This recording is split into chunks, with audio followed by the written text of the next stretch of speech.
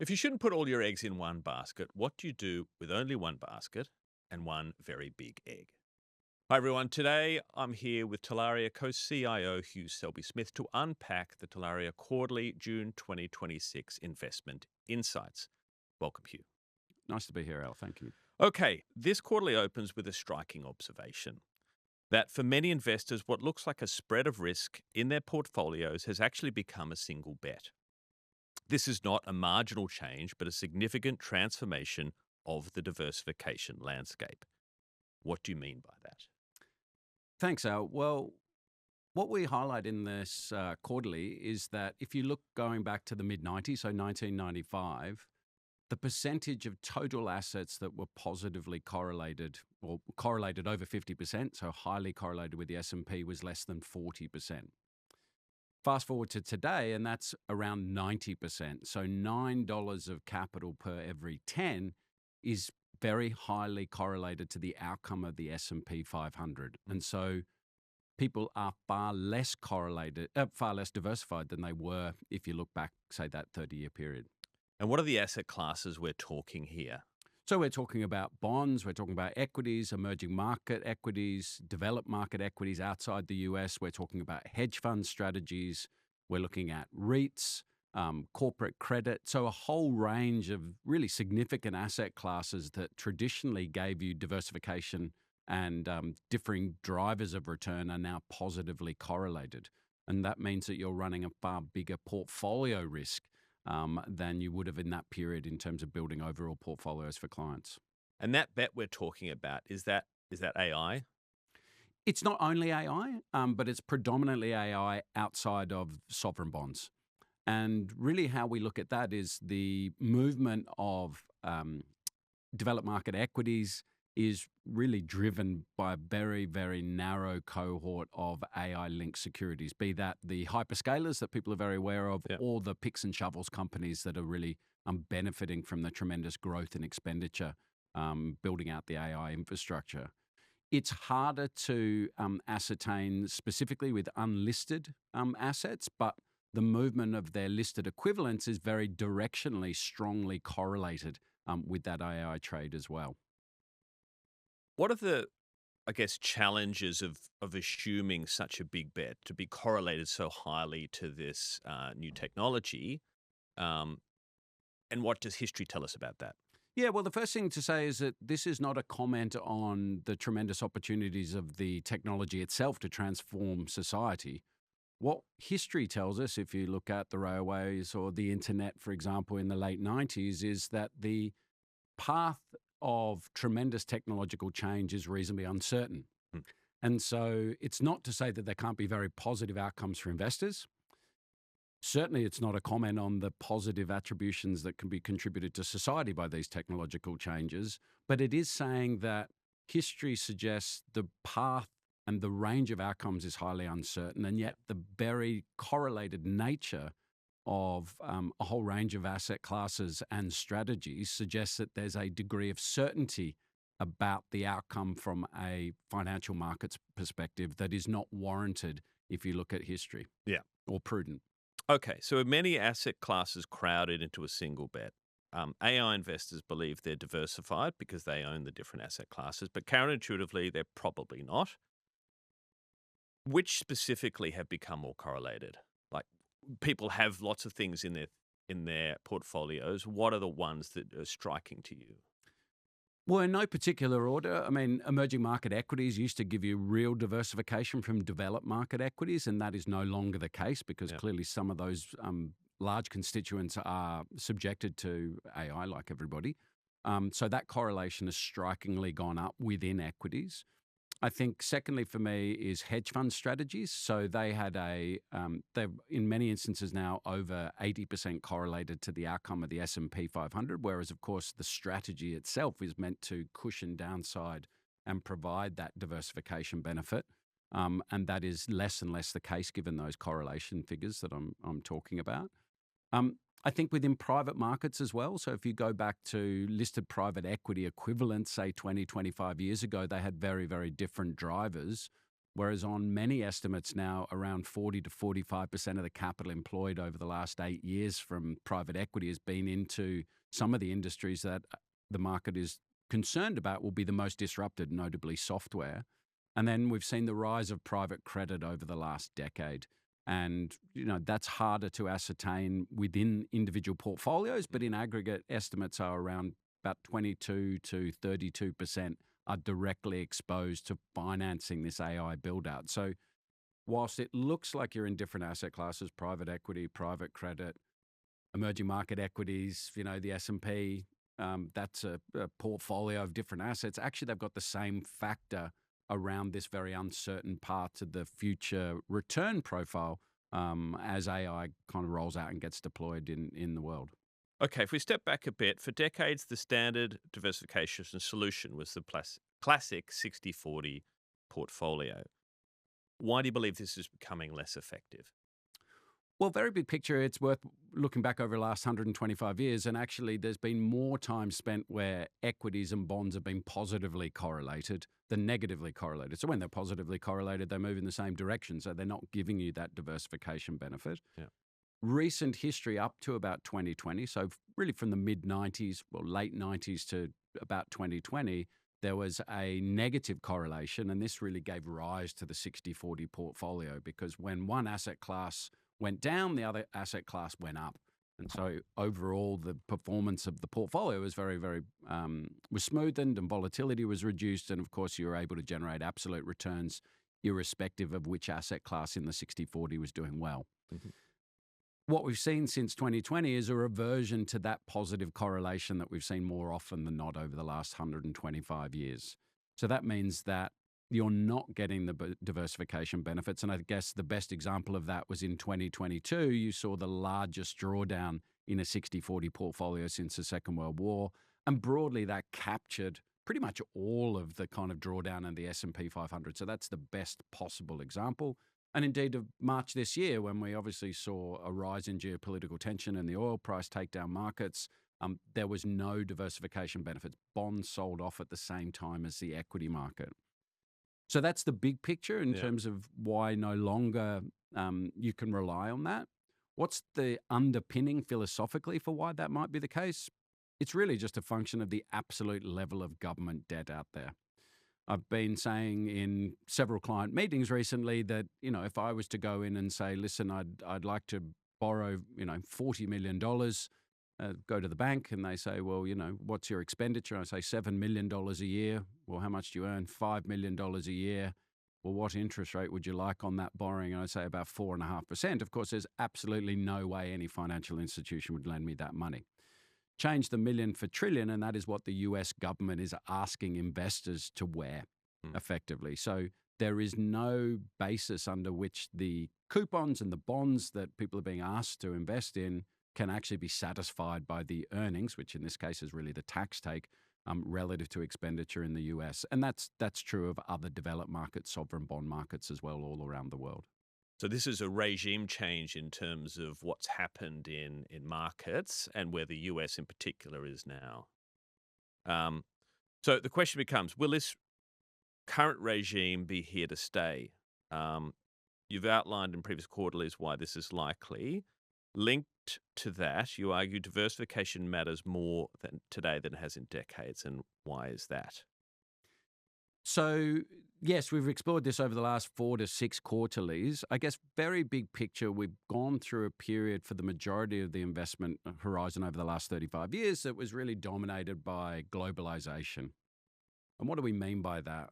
Really that a whole range of labor came into the workforce, globally. So particularly Eastern Europe, 350 million people with the fall of the Berlin Wall.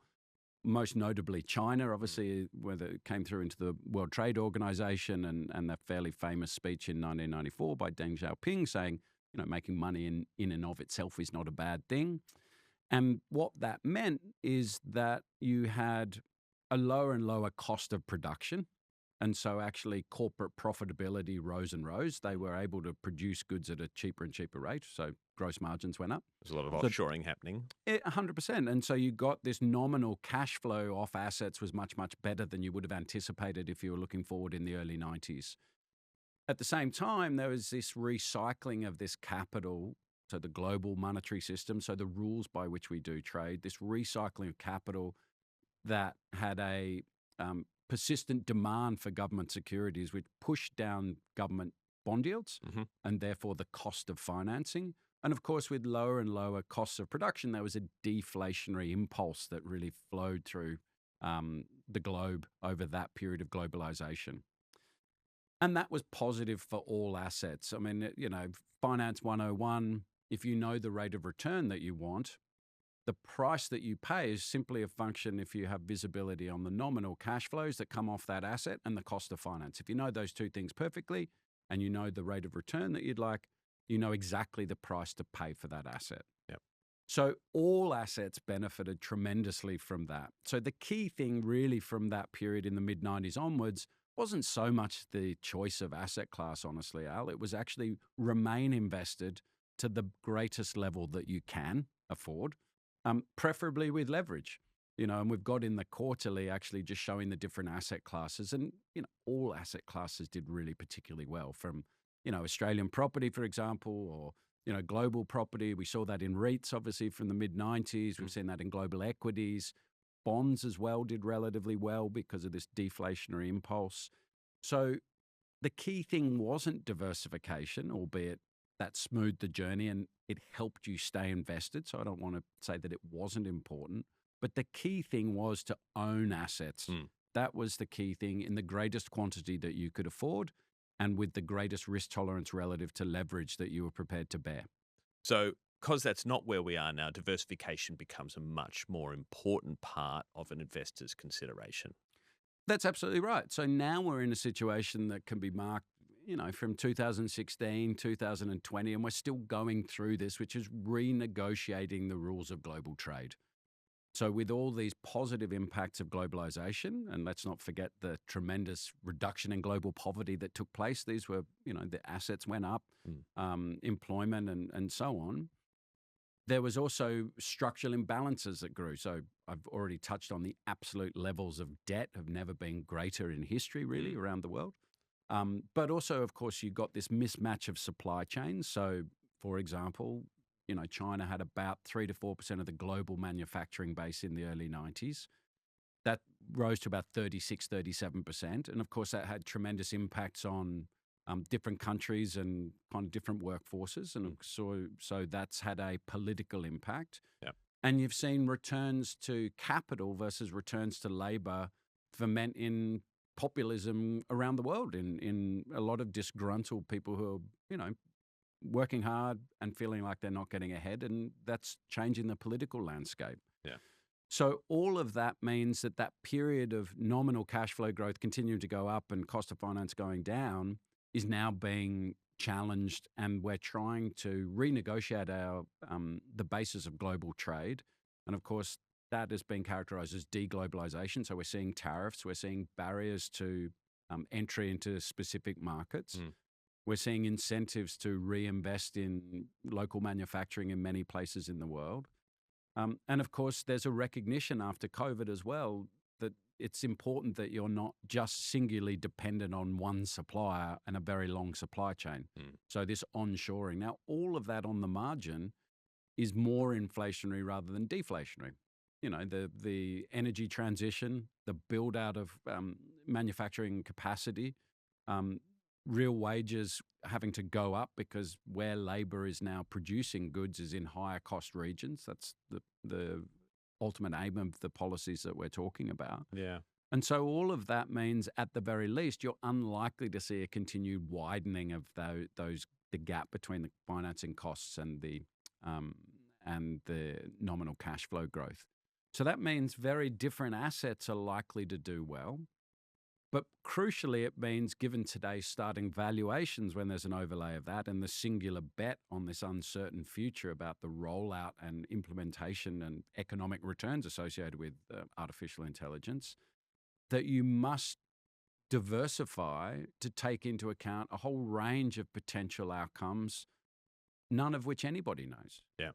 But with that 90% of assets globally positively correlated to the S&P, that is suggesting that there is a degree of confidence about the outcome that is not justified in any historical context.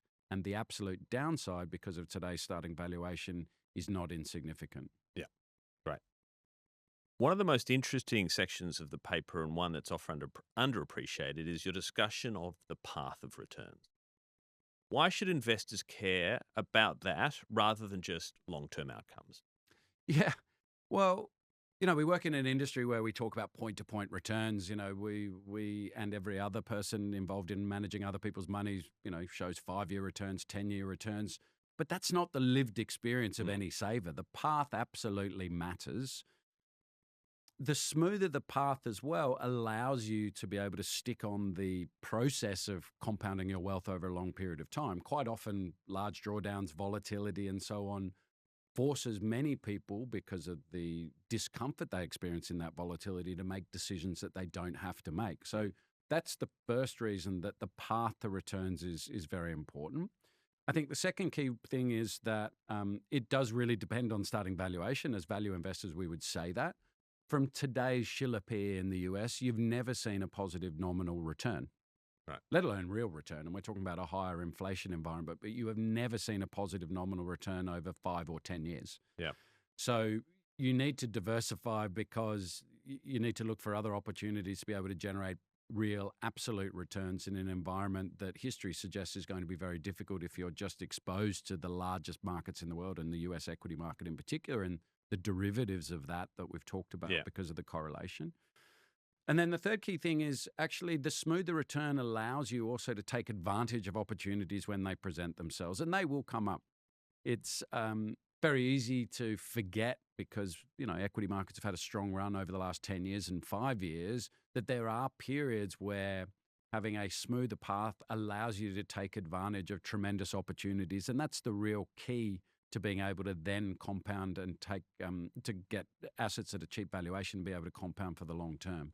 So I think the path is reasonably complex. Yep. And they're not experienced, and returns don't come as a linear delivery. If you get 10% this year, it doesn't mean that you should get 10% next year. No. Or if you do 20 this year, it doesn't mean that you won't get 20 next year. But what we do know is that they don't go in a smooth journey. And history from today's starting valuation would suggest that the likelihood of a worse outcome rather than a better outcome is higher. So I think the need for diversification is greater, and that path and journey is really going to matter if you do suffer drawdowns. Yeah, great. Okay, that's a good segue into solutions. So if traditional diversifiers are becoming less effective, where should investors be looking instead? In the quarterly, what we talk about is that there's a set of risk premiums called alternative risk premiums that are not dependent really on the real rate of return, so the cost of money, right? They're not rooted in that.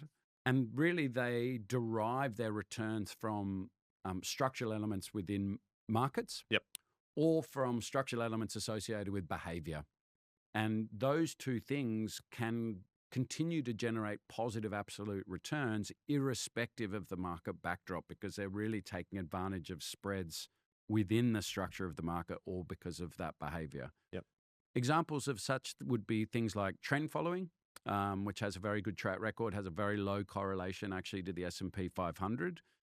That differs from momentum trend following, just to be clear, because you can take a directional view up or down. Momentum is sort of market neutral. So it ebbs and flows with the market in terms of direction, in a way that momentum cannot. It just tries to look at the factor of momentum and rolls over that. So trend following is a strong one. Things that are more associated with the structure of the market would be merger arbitrage or event. So they're really about deals and deal financing and the likelihood or otherwise of that deal closing. And that can be a very profitable and persistent spread that people can exploit. And of course, the one that's closest to our heart are volatility strategies, which are also rooted really in both market structure, so and investor behavior, which drives this volatility risk premium that we exploit. Okay, let's talk specifically about the volatility strategies. Many investors think of volatility purely as risk. How can it become a source of return? Absolutely. So volatility strategies, it's not the volatility per se, it's the difference between the perception or pricing of what's likely to happen with actually what does happen. And that gives rise to the volatility risk premium, which is monetized by a whole range of strategies, including our own. I think the easiest way to think about that is, say, motor insurance. We all have motor insurance where if you drive a car, and you go in, you bought a new car, and obviously they give you a policy, and they price you as if you're going to crash right off the car every 17 years, but they price it as if you're actually going to write off the car every 12 years. So they actually are tremendously profitable motor insurance companies because of that difference. Now, it doesn't mean I can't walk out tomorrow and crash the car after signing the contract, but in aggregate, done repeatedly, that difference between actually we charge the client as if they crash every 12 years. We charge them on an every 12-year basis, but actually we only think they're going to do it every 17 years is where the volatility risk premium comes. It's the same in equity markets. That's rooted really in a behavior. And that's why it's been so strong, persistent, and high over a very long period of time. And those two real behavioral drivers, as far as we're concerned, are firstly, people in aggregate are poor at dealing with uncertainty.